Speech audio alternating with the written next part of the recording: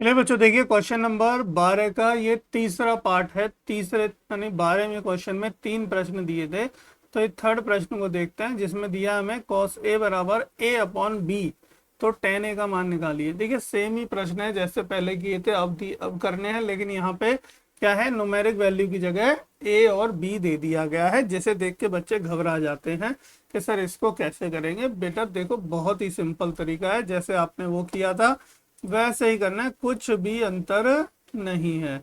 सबसे पहले एक क्या बना लो, समकोण त्रिभुज बना लो।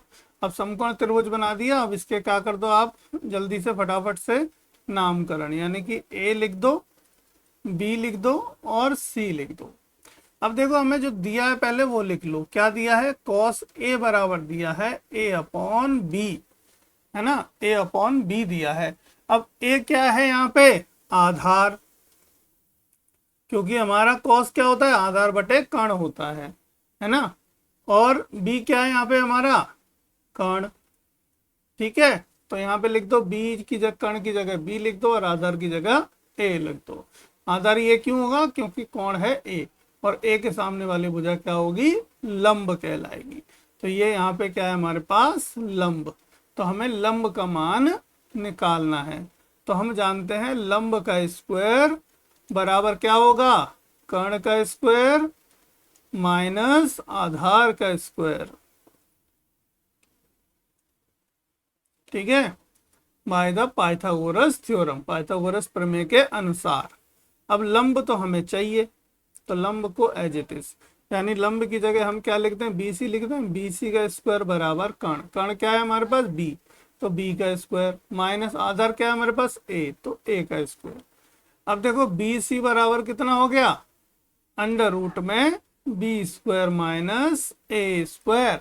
बताओ यहाँ पे क्या ही दिक्कत है, कोई तो दिक्कत है नहीं यहाँ पे, इतना आसान है करना, फिर भी पता नहीं क्यों आप लोग डर जाते हो। तो यानी कि लंब का मान कितना निकल के आ गया हमारे पास, क्या निकल के आ गया, बी स्क्वायर माइनस ए स्क्वायर।